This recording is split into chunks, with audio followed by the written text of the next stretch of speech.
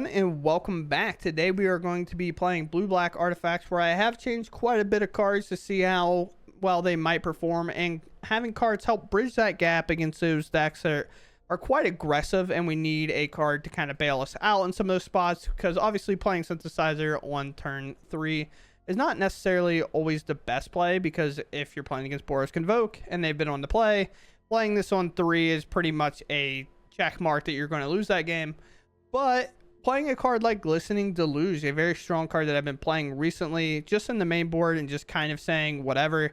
If it's a dead card in my hand, it's a dead card. But the amount it saves us is so important, because we're already pretty strong against like the mid-range matchups and things like that, because Synthesizer is so strong. I'm willing to play this card and get rid of it via a cycle off of 3 steps ahead whenever we draw 2 and have to discard 1. Or we get in a spot where like we have the vaults online and we have a lot of artifacts. Sure, we'll just discard this and call it a day, and then we'll get other cards that we need. And outside of that, we have a Kaido in here. Spoiler, this card doesn't show up today, so I don't have a proper thing. I'm not going to lie to you. I did not see this card one time. It is in here. The idea, though, and kind of the idea behind it, is to make these drones and use World Walker Helm to copy them, because they are tokens, and the drone interacts in a very unique and interesting way that maybe you haven't seen quite often. But this is a leave the battlefield trigger on this card. It's a death toucher. It's a 2/2, so it can trade up with a lot of things, and well, trade up with anything as long as it doesn't have indestructible. But when this creature leaves the battlefield, opponents lose 2 life and we gain 2 life, and that is really important when it comes to getting Sunfall, for example. Sunfall takes away death triggers because obviously it exiles those cards, but these drones don't care. They're leaving the battlefield, therefore they'll still ping our control opponents. And whenever you have a World Walker Helm online and you can make copies of that, because that token's also not legendary, World Walker Helm will start making maps and we'll start making these drones, and then we have these nice death touching drones that are not easy to block, are not fun to swing into, and then also if we get a board wipe, it drains and gains us a lot of life in those matchups. So it's very good and very important. Other than that, I'm still kind of riding on the Arcane Proxy because I think it's really fun. Some people, obviously, the mythics are hard to justify whenever these are 4 mythics, these are mythics, these are mythics. This is also mythics.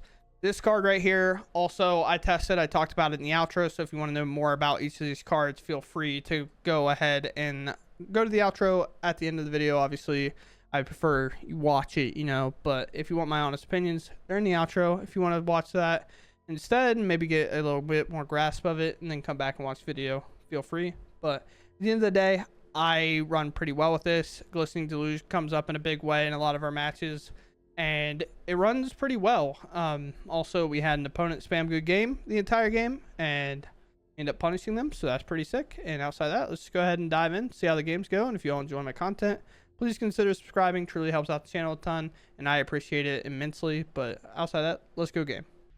All right, our opponent goes first. Our hand has about everything we want other than a Synthesizer, of course, but like at the same time, if we're up against the aggro deck, I think this hand probably fares much better than one of those decks would, or a Synthesizer in his hand would. As we do get to start off with removal, some nice solid threats here. So Boros is what it looks like. This is where Phyrexian Fleshgorger becomes like a very, very good solid threat. Now, I don't think I'm at risk of having them Gleeful Demolition and knight me without me being able to respond, so I definitely can just go ahead and take a little step here. And I think this is a good opportunity to just go ahead and remove this creature and just like preserve as much life total as I can. This kind of implies, I think, that they're going to be looking to flash a creature in on my end step anyway. Spectre doesn't really change much. The only creature that would have changed anything was the other 1-drop that's obviously a lot more devastating for us to deal with. This Gleeful Demolition can't stop that anyway. They're trying up a secondary removal. We just play this, we hold up to go for the throat in case they try to put a lot of damage in, and then we establish a Fleshgorger probably. Or we can do the proxy, which gives us a creature and moves on. And all out attack, I can't imagine it gets much worse, so I might as well go ahead and pop one of these. At least I think so. And then I can play the proxy and remove one and have proxy back as kind of a, I can play it and remove another creature, especially if they play a rather large one here. Not too concerned about that. That's most likely their draw for turn. Now the argument is, do I not just deluge here? One card in hand. I think all the setup in the world is perfect here. Go ahead and pop all these creatures off the board. It looks like a clue crack from me or for my opponent, which sure. But we get all the things off the board. So Knight is now a dead draw. And Medane's is like fine if they want to put pressure back on. But right there we saw the power of Glistening Deluge. Kind of the soft spot in our deck being like these super aggro lists. Therefore Glistening Deluge maybe help us kind of bridge these games, at least get our win percentage up ever so slightly. So in the matchups we are favored, we can actually dominate those and be rewarded for it. But on to the next one. I think I have better sixes, and I lied. I do not. I'm not going any lower. With as popular as Mono Black is kind of right now, I'm not going any lower, as we can see already there. And then I'm gonna have to deal with this Blast Zone for the rest of the time, trying to want me to pay into it. Sure. Yes. Oh my god, Blast Zone. I just don't want to play Blast Zone because it keeps making me hold priority, and that's annoying enough. Hey, you're right, opponent. Sure. In turn, we'll see what this is. If this is Orzhov value or just like they're using Deep Cavern Bat as a control piece, which I don't necessarily like. I like Deep Cavern Bat whenever you're trying to be somewhat aggressive. I think in a situation like this, it doesn't make a ton of sense unless there's like a Gix that comes down here. But if Gix come down, we still just remove the bat, because then I can play Arcane Proxy and then cast this Go for the Throat for free. You could argue that I play Synthesizer, but I don't think that's worth necessarily doing this. And playing this artifact, it dodges their Go for the Throat. Get these off the board, and now I at least have a 2-1 in play. And now it's not a fast clock, but a clock nevertheless. But realistically, Synthesizer is going to be able to resolve next turn. And then we just run the game down like that. They could play March of Otherworldly Light, which would obviously be a problem. Gumdrop Poisoner is a Magic the Gathering card that my opponent is playing in their 75. Well, we're playing best of 1, so they're playing it in their 60. But cut down, not necessarily good. Land I don't mind because it helps us get to the Serpent, and 3 steps ahead can then counter plus draw. So we're perfectly fine with doing this. I could have attacked, but they block for free. At least this case, I can kind of brick wall this so I can prevent draws from next turn. But Virtue of Persistence. Okay. They're only going to draw here. I don't necessarily like that play from them. I think I'd much rather have played like attack first, make the 1/1 and draw a card, and then Virtue of Persistence. Sure, like you get the combat damage through, but like kind of at what cost almost. I think I am in the situation now with these on board that I need Synthesizers to produce as many creatures as possible. So I'm looking to actually make a copy of this. The only problem is I don't get to do anything else. This is just 2 draws from them. By just 2 draws, it's a lot, don't get me wrong. But realistically, Blade Coil Serpent could potentially make them discard a hefty amount of the cards in their hand. So it's a little bit interesting. What do we got, opponent? If they ever farewell me in this deck, like, I guess, bro. You know what I'm saying? I can't play around everything, of course. But again, they could have a March here. So let's go for this. If they March this in this deck, I don't know what to say. It just doesn't make a ton of sense to me. If they play March in their primarily Orzhov creature deck, both of those can go. I lied. I want this Mirrex.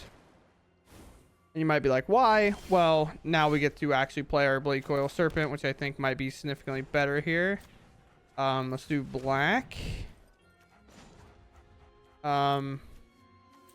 Black. I guess I can just do blue and draw a card as well. Pay 0, confirm, do 2 colorless here. So now they'll discard and I'll draw a card and I'll make 2 constructs. So interestingly enough, now they discard, which isn't necessarily like the best, but it is what it is. Bitter Triumph is nice. And now I have a massive brick wall. And I'm going to try to take a big chunk out of their life total. They can block, of course. All these Death Touchers are slightly annoying. But I don't mind as I have repetitive sources, you know. Lake Oil Serpent is fine. It's a 5/4. I have 2 5/5s. Here comes the Veteran. A lot of life to be gained here. But they're going to potentially attack and draw 2 more cards, which would be like a fine play from them. Obviously not the worst thing I've ever seen. Sure. We're doing that to decrease my serpent size, but the only problem is that my constructs are still big enough. And I'm definitely double blocking because Preacher is so much better than probably the cards that they've drawn, but I could be wrong. And I think we can actually beat Virtues that are online. Especially whenever that's like a draw here. Now, I think I just play the Flesh Gorger as a massive creature. Because now if they want to try to target with something like this, it's way worse. Now I have a big board again. And the fear from them is the fact that I can potentially one-shot them. Blast Zone on 1, so if they play a bunch of 1-mana dorks, I can potentially just pop it and get them out of the way and have a big attack. This has Menace and Trample, or Menace and Lifelink, not Trample. But they don't have things enough to block it, and then they have to pay 7 in order to target it. They could crack. They could almost crack both foods and do this, but it just doesn't work. Amalia, gain a life. Amalia is good, but I'm definitely going to remove it. Leaving that on top, huh? Ooh, I guess I'm not going to remove it. Have a Deep Cavern bet. So we're definitely in top deck mode here. Which is tough. A Vault would have been perfect as a land drop from a long time ago. Worldbreaker Helm. Worldbreaker Helm might be arguably the best draw in general. Now we make 2 more constructs. Our board is getting quite large. This is a permanent they cannot answer, and these creatures are getting so large that they have to block. So I'm shipping all my creatures in because I'm going to be able to make them even larger. Sure. I get pretty close to just killing them. They obviously have a food to crack, but like they're taking a massive hit here, down to 3. And I still have 2 12/12s sitting back. And we're definitely going to confirm that I don't have something sitting behind. I'm going to make this as awful to remove as possible. Cut down's fine. But I do... Actually, if I keep cut down, I can get rid of the bat and then get rid of like Amalia or something. So I'm going to grow this again. You could argue I should throw that in the trash, but I think it's fine. Like, I think it's just reasonable. And now, like, my Phyrexian Flesh Gorger can't be targeted even closely. Like, I don't know. Even if they cracked 2 foods, right? They would have gone up to 9. And then they could play this to maybe get rid of this. They'd have to hit me first and go up to 10. But they almost died just targeting this based off of its ward cost. So it's pretty gross in general. But outside of that, I mean, we take another game and we'll move on. Zov, our opponent, yelling that they're playing blue-black, but their sleeves and their planeswalker yell that they're playing mono-red. This is always a mono-red player, but they're a Boros player. Even a mixed bet. They're confused on what they want, chat. They don't even know. Do I cut down right away? I feel like the answer is yes. But I guess we can wait. Like, cut down is still what I'm going to do. Oh, is it mono white? Power, it'll actually be a 3/3 here. Interesting. We'll just get rid of the creature and then we'll go for the throw at the Bunnycorn. Bunnycorn. Oh, nice draw. Now I want to play my tap land, but I don't think I can take the damage that they can output with this bunny corn. We just have to kind of hope for an untapped source here. Nope. Against an aggro deck like this, we're going to try to maximize the amount of damage we prevent from ourselves. Miss land drop from our opponent. Don't worry, I have one that enters tapped, and with this synthesizer draw and the creatures in my hand, unless there's a Thalia, I feel pretty confident in this game. I think I just play synthesizer, play arcane proxy next turn, shoot a creature down. I want to ensure land drops. I already have a helm, so I don't necessarily need a second one against mono white, I don't think. Sure.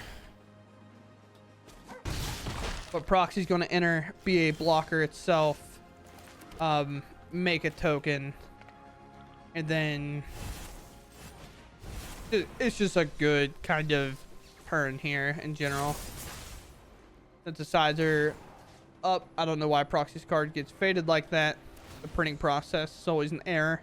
I should use cut down, I guess, because like go for a third might be needed to hit like an Adeline or something, or another bunny corn. So a little bit of a mistake there by me, but these flyers will actually be a problem. I don't quite have an answer, but the problem for them is that realistically I should be set up to be fine here. The bodyguard's okay as long as we can get through these turns. I'm perfectly fine here, I think, but again, prevent everything as I can. Prevent literally every single little bit of damage I can. And now I think holding up 3 steps ahead, making a copy of synthesizer or countering a devastating spell is the way to go here. Flanker? Sure. Flanker, not that bad. They're scry 2, gain 2. We are in a pretty tough spot, to be honest. The game is closing pretty quickly. A land off top would not be the worst as long as it's untapped. I'm going to go for create a token. Try to make a construct here. Scry to block this flanker. Again, the flyers are devastating. I don't truly have an answer for them. No way you have something for that. Oh, okay. Sure, I guess. I mean, I might lose to that.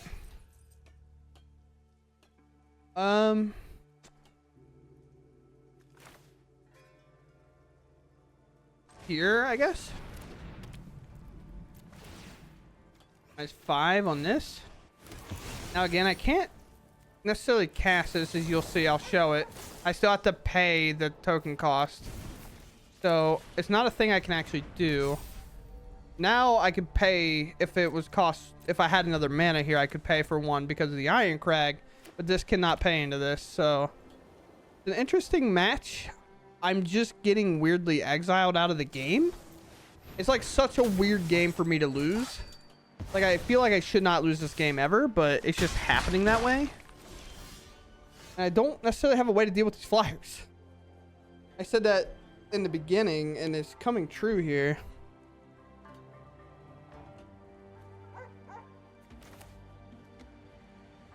Play this.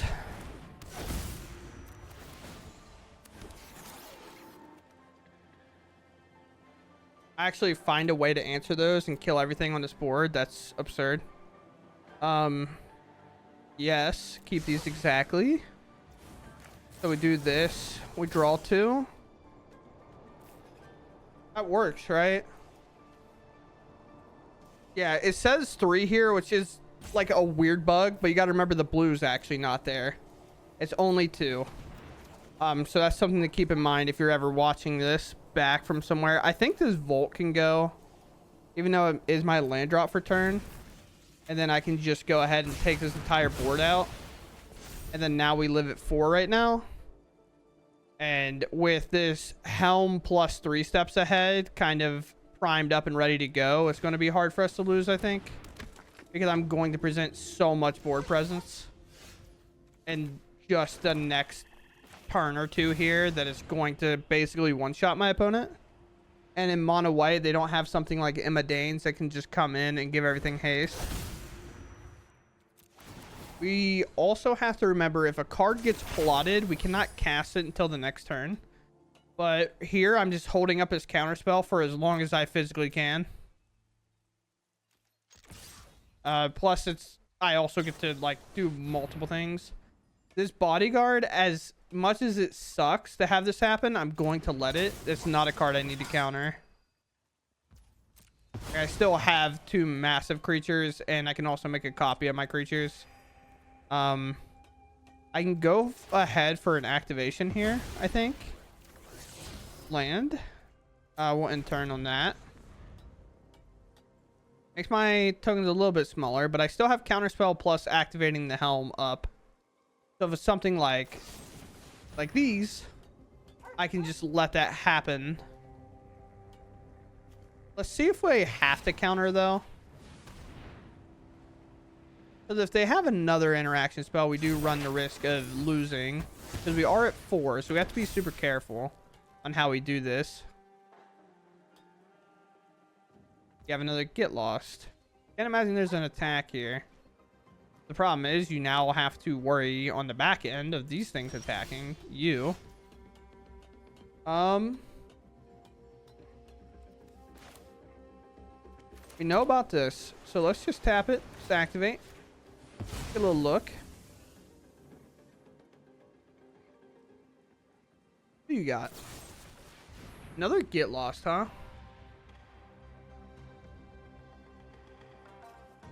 Again, it's just that situation where I just don't think I budge.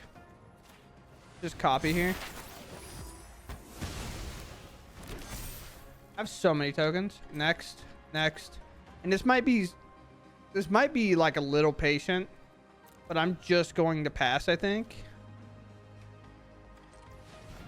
I'm going to use this ability to start targeting here. Make sure I can get to a non-land source. Perfect. Use the colorless from this that I can't use anyway. And then I just hold up my 3 steps ahead, plus I have another one on top.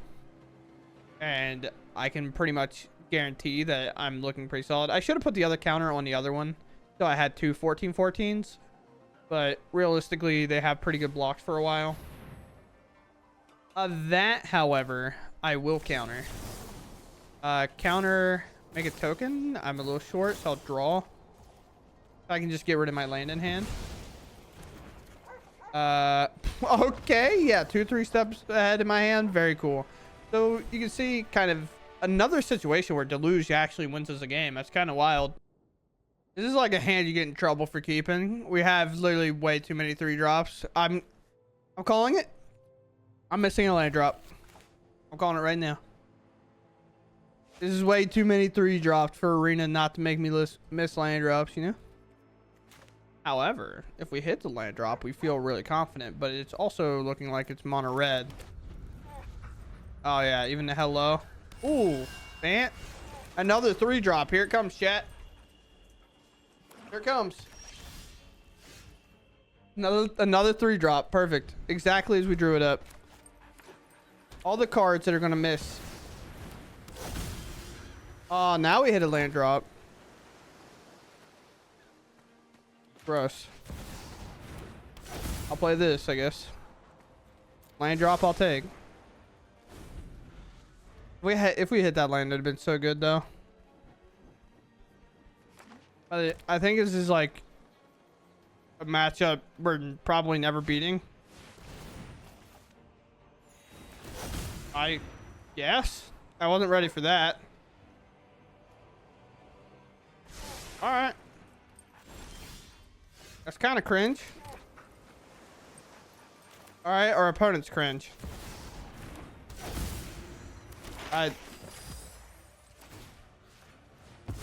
It's a good game like that. It's okay to be cringe opponent, but sure, dude.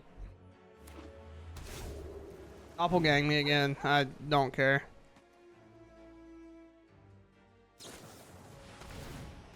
Sure.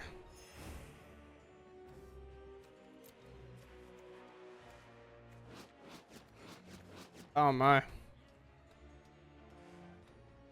Are you good? There you go. Got an artifact, maybe. Or am I 3 steps ahead, which is kind of cringe. Alright.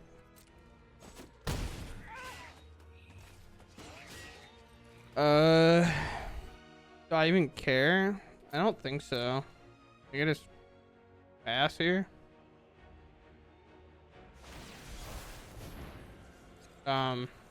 I can't counter that, but I can counter when they cast it, considering they're constantly screaming good game. But let's see what they do. It's also a sorcery, right? Yeah. Make a copy of this. Sure. Come on, opponent. You must win here.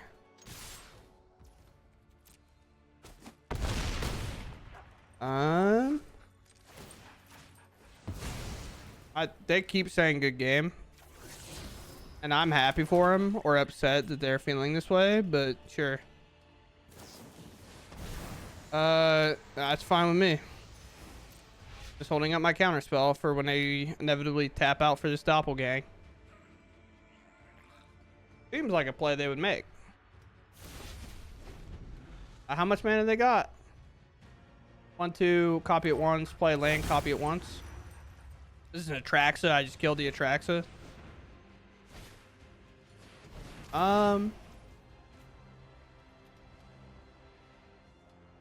Sure, I guess. I don't really care. Should I care? Should I force them to interact? I guess not, no. Nah, I'd let that resolve. Fine. This one, create a token, it's a copy. This one. And they can counter it if they'd like.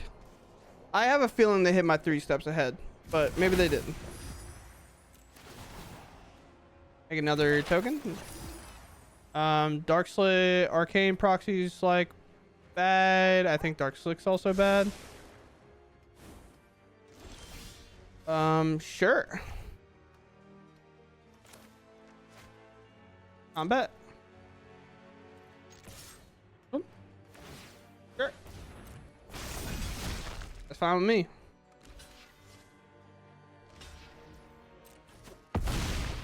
That is fine by me. Play another one of these. Sure. They can steal my top card, obviously, but it is what it is.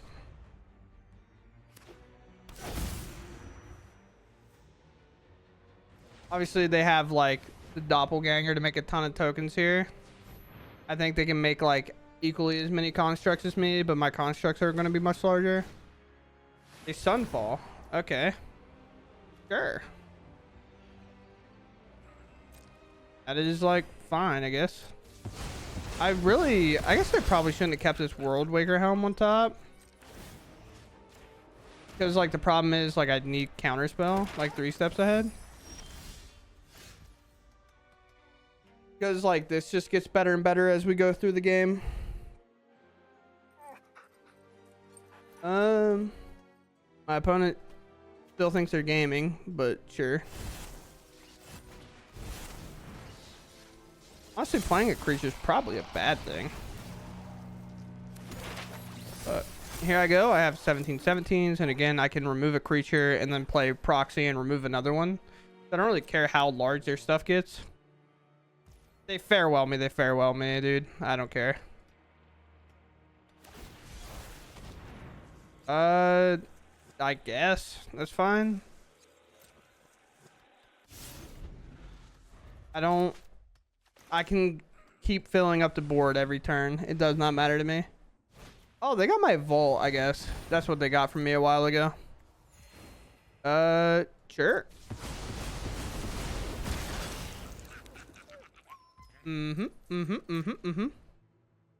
Guess what's really cool?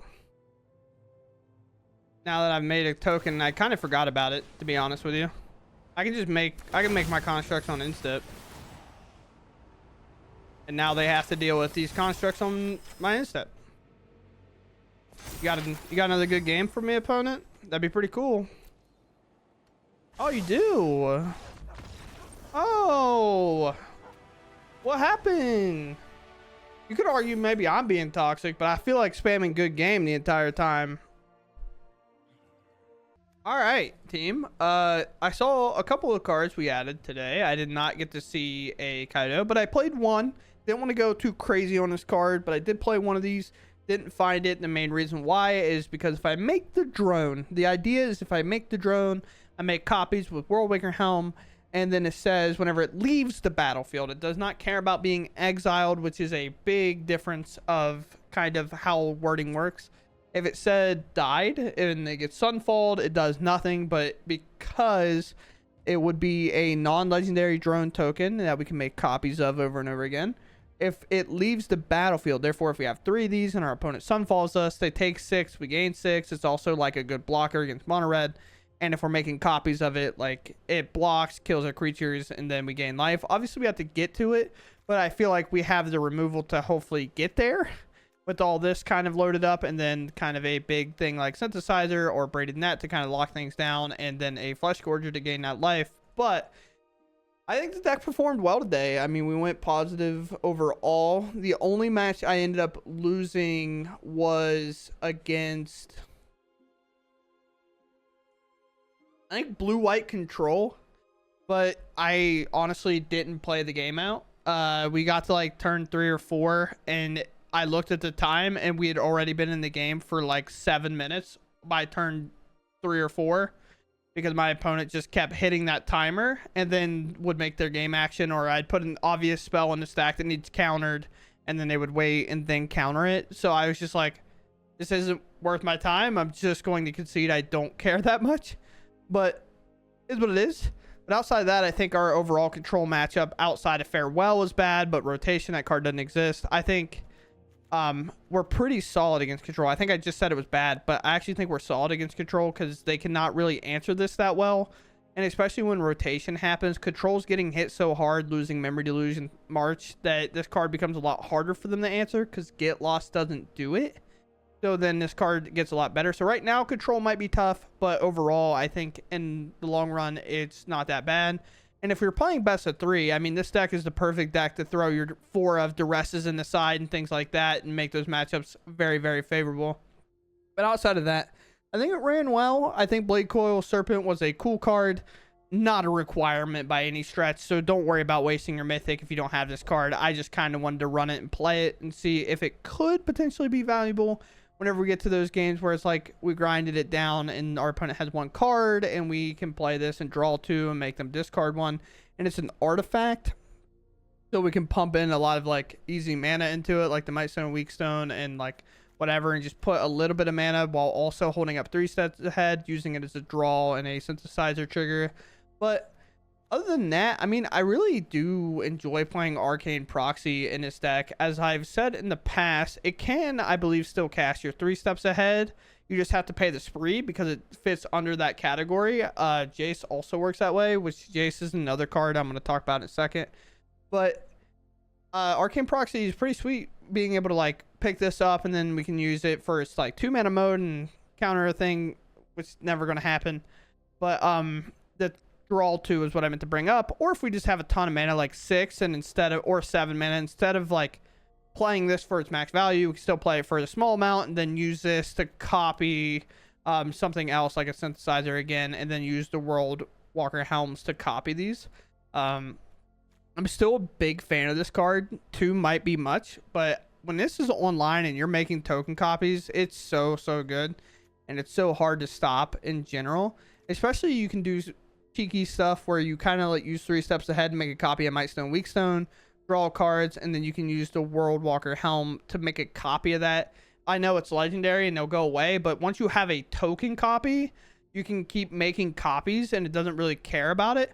And if you have one of these online, this is instant speed Might Stone and Weak Stone against your opponent, and that's super funny. It's super sick. So you can use 3 steps ahead as a removal spell by copying this, and then use the Helm to copy this again and remove stuff. Or in your opponent's end step, you just copy this, you draw 2 cards, and you go up on cards. Or if you have a synthesizer in play, you can start making copies, and it'll start making constructs as well. and things like that. So other than that, I think the deck's sweet. I think blue black honestly has the brightest future in terms of an artifact deck. I think at least in best of one, I think the removal is so crucial here, and especially with some of the removal we're getting in the new set, where we get like a different variation of the card murder, where like you can exile 3 cards from a graveyard or foods, and a lot of things make foods in the new set, so we might be able to use it. Or there's the card fell, that is kind of a sorcery speed removal, but with proxy we feel fine about it. We just want really solid removal whenever we need it, and a lot of times against like Boros and stuff, sorcery speed's fine, so it's a little bit weird.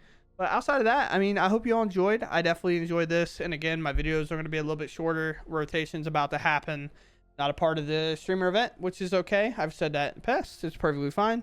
Hopefully we'll get there one day, but right now we're not. But this deck's fun. I enjoy playing it, and I love playing this deck just in general. Artifacts is my favorite, and playing blue black, and this deck feels really good. So outside of that, hope you all enjoyed, and I'll see you in the next one. Thanks for watching, and goodbye.